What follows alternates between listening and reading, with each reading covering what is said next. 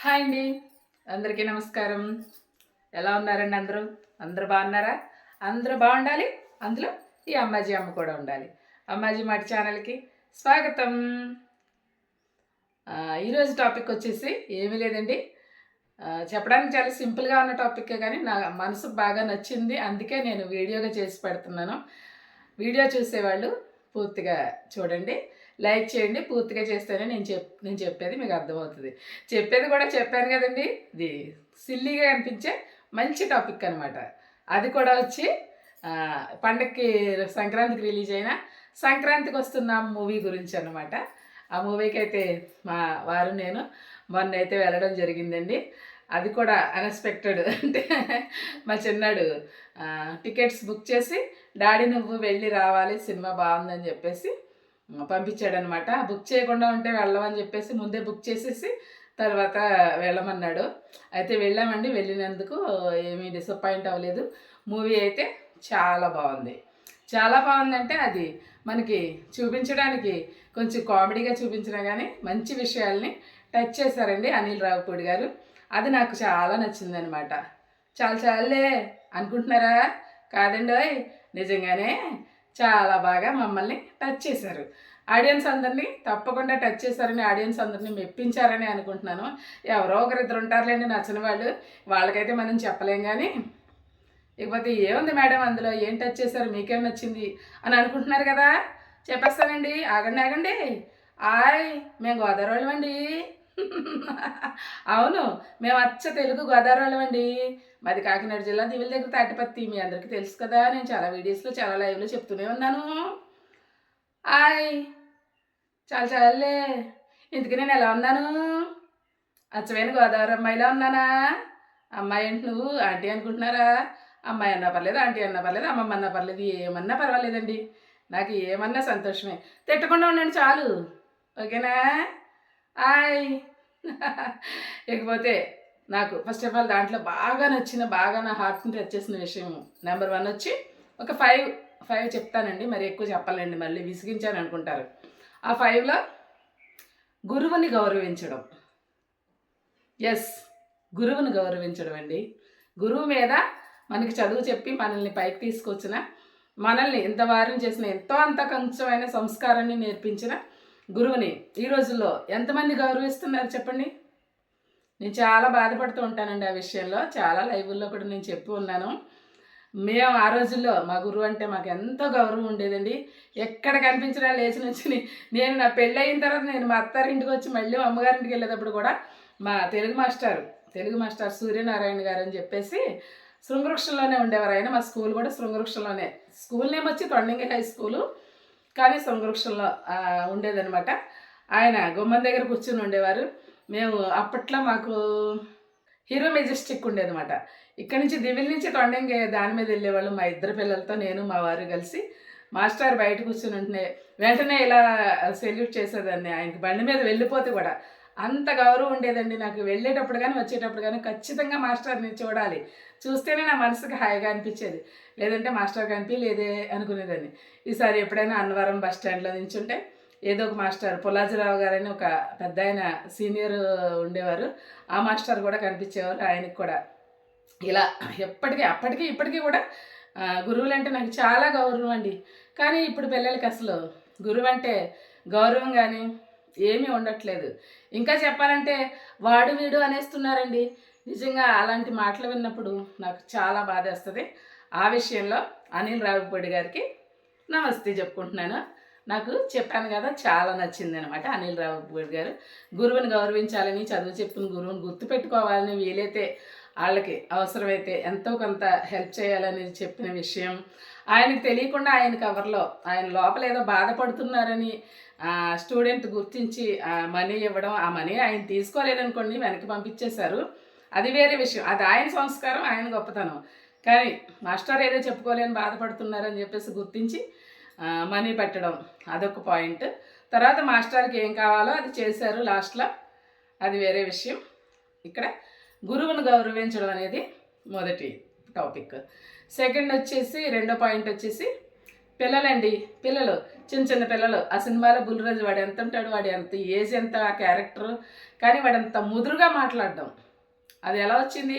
ఆ ఓటీటీస్లో, మొబైల్స్లో, ట్యాబుల్లో ఇవన్నీ రకరకాల వీడియోస్, షార్ట్ ఫిలిమ్స్ ఇవన్నీ చూడడం వల్ల, వెబ్సైట్స్ అన్నీ చూడడం వల్ల వాడు అంత ముదురుగా మాట్లాడుతున్నాడు. వాడే కాదులేండి, మన చుట్టూ ఉన్న పిల్లలు కూడా ఇప్పుడు అలాగే మాట్లాడుతున్నారు.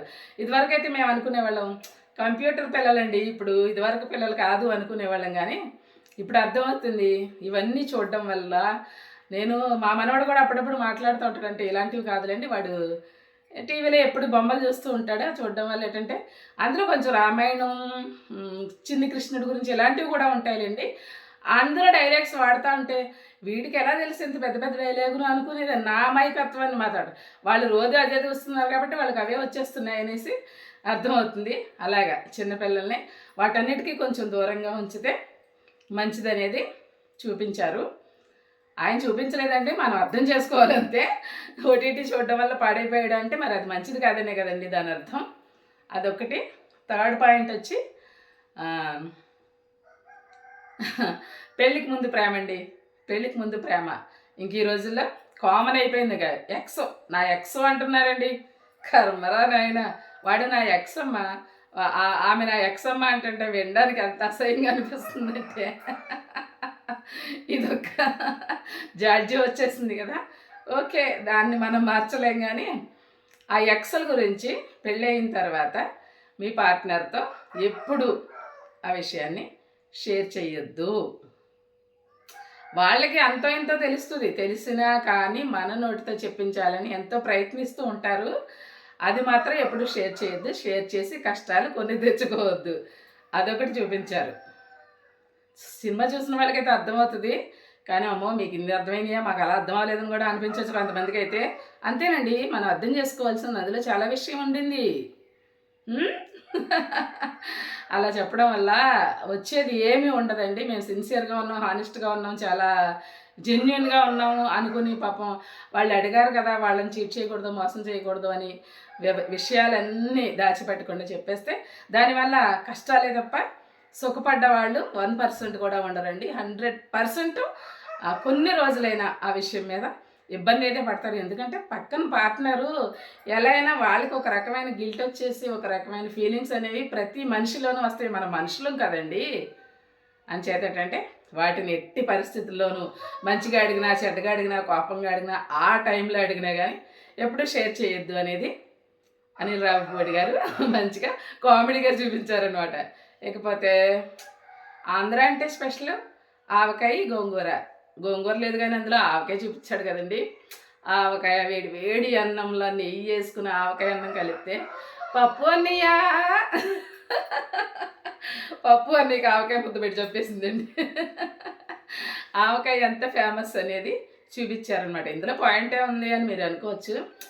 ఆవకాయ అంటే మా ఆంధ్ర వాళ్ళకి బాగా తెలుసు, కానీ అందరికీ తెలియాలని రూల్ ఏం లేదు కదా. ఈ మూవీ చూసిన తర్వాత అబ్బో ఒకసారి టేస్ట్ చేయాలని అనుకుంటారు కదా, అందుకని. 4th పాయింట్ వచ్చి ఆవకాయ అన్నం. నెక్స్ట్ 5th పాయింట్ ఏంటబ్బా, 5 పాయింట్లు చెప్తానని చెప్పేసానే మీకు. అయ్యో ఇప్పుడు ఎలా చెప్పాలి 5th పాయింట్? సారీ గుర్తు రావట్లేదు. ఇంకో వీడియోలో చెప్తానులేండి. ఇప్పటికెళ్ళి ఎంత ఎక్కువైందో ఏంటో. అసలు మేము గోదావరి అండి. గుర్తొచ్చిందండి, గోదావరి అనగానే. మా గోదావరి మర్యాదలు అంటే ఎలా ఉంటాయి తెలుసా? అందరూ ఎప్పుడూ అంటూ ఉంటారు మా గోదావరిని, ఏంటి అందరూ కొట్టి చంపితే గోదావరి పెట్టి చంపేస్తారు అని చెప్పేసి. మీరు చాలా వీడియోల్లో చూసే ఉంటారు. ఆషాఢ పల్లెళ్ళకి చూడండి ఎన్ని రకాలు వండి పెడతారు మా గోదావరి. అలాగా కొట్టి చంపేస్తారు, పెట్టి చంపేస్తారు అంటే అది సామెతే అనుకున్నానండి. కాదండి బాబు, ఈ సినిమాలో అదే పప్పు అన్నకి ఆవకాయ అన్నం పెట్టి చంపేసింది కదా. కొట్టే చంపక్కర్లేదు, పెట్టి కూడా చంపచ్చు అనేది దాన్ని కూడా ఎంత కామెడీగా చూపించారో చూసారు కదా అనిల్ రావిపూడి గారు. అంతేనండి మరి. వచ్చినవాడు శత్రువైనా సరే తిని వెళ్ళాల్సిందే గోదావరి ఇంటికి వస్తే. దానికి చిన్న జోక్ చెప్తాను. జోక్ కాదులేండి, ఇది నిజంగా జరిగింది. ఇప్పుడు కొంతమంది ఉన్నారంటే తినండి అంటాము, వాళ్ళు వద్దండి మాకు బాగాలేదండి అంటే వదిలేస్తారు. సర్లే అని చెప్పేసి. లేదంటే కొంతమంది ఫార్మాలిటీస్కి ఇదే ఎవరైనా గెస్టులు ఇంటికి వెళ్ళినప్పుడు పెడతారు, వాళ్ళు నచ్చితే తింటారు, లేదంటే లేరు, మళ్ళీ తీసి లోపల పట్టుకెళ్ళిపోతారు. కానీ మా గోదావరి వాళ్ళు అలా కాదండి బాబోయ్, తినేదాకా వదిలిపెట్టరు. దానికి ఒక విషయం చెప్తాను, నాకు అప్పటిదాకా తెలియదు. ఎందుకు తెలియదు పెట్టడం, మీరు గోదావరిలో జిల్లాలో పుట్టారు కదా అంటే, నేను మా పెద్దమ్మ గారి దగ్గర పెరిగానండి. మహాగారాభం అనమాట నాకు.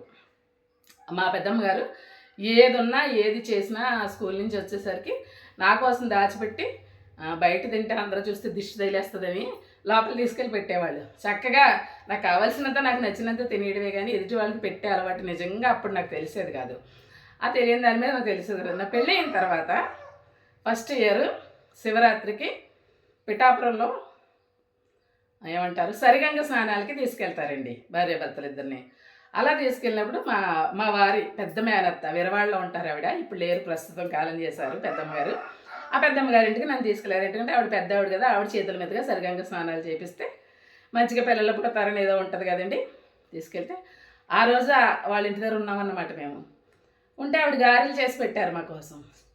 పెళ్ళైన కొత్తలో తిండి మీద ఏముంటుంది చెప్పండి, మీకు తెలియని విషయం అది ఏమన్నాని, ఏదో సరదాగా ఉంటుంది. దాని మీద తినమంటే నేను ఎంతకీ తినట్లేదు అనమాట. తినకపోతే నా అమ్మ కాదు, నా తల్లివి కాదు, నా కూతురు కాదని చాలాసేపు బతిమాలాడారు. వద్దు పెద్దమ్మ గారు, నేను తినండి, నాకు ఇష్టం ఉండదండి అని చెప్తే అప్పుడు ఆవిడ ఏం చేశారు తెలుసా, 2 గారెలు తీసేలా నా మూతికి పావేసి, ఇదిగో నీ మూతికి రాసేసాను, ఎంగిలైపోయింది, నువ్వు తినాల్సిందే అన్నారు.